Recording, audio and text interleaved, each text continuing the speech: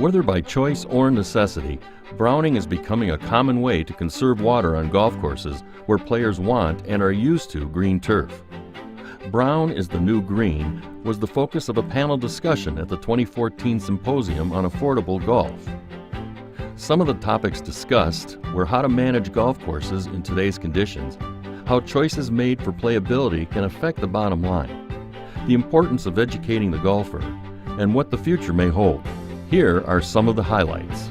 These facilities are employing individuals that pay taxes, and in the United States alone, $68 billion industry. And so we need to keep these vibrant, and obviously we need to do them in a way that's sustainable and compatible with the environment, but we certainly don't want to throw the baby out with the bathwater. Who signs the paychecks? And what does that person expect as far as color on their golf course? Be it a private club and a board of directors, or be it an individual owner that's trying to attract in the paying customer.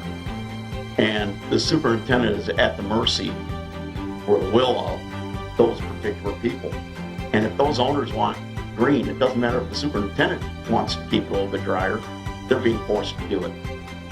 We've gotten accustomed to seeing things on TV all the time, but I think that if every weekend that we turn on the TV, instead of seeing these pristine conditions all the time, and kind of take the filters off and kind of let this show the courses kind of in their natural camouflage, that if you will, the different colors of green that you have, I think that's going to help us. Some of these higher end places that are starting to go away from some of that fine manicure, I think that could start trickling down. I think we've been caught up with the Joneses where, we don't want to be left behind, but I think the water situation is going to make kind of a level playing field for a lot of people. Tim Pincham with the PGA Tour, not the PGA of America, with the PGA Tour, has said this publicly. And he has said that we represent the best players in the world, the PGA Pro. And so we have an obligation to put them on the best playing surfaces, the best courses that we can.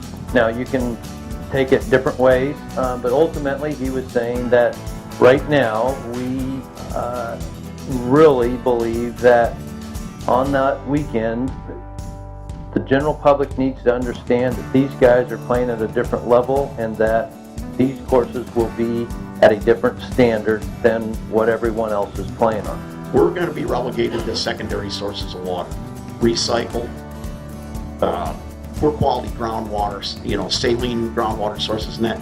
Get used to it, start planning for it. We're going to have to modify our soils. We're going to have fairway top dressing and drainage programs going out there, so we've got a root zone that we can flush salts out of, or whatever it might be. We're going to have to make some big changes, and it's not going to get any cheaper because we're irrigating less. It's just going to get all the more expensive. And again, I think a lot of courses in certain regions of this state could be in jeopardy of closing just from the cost of water, unless we find these new grasses or find some new tools.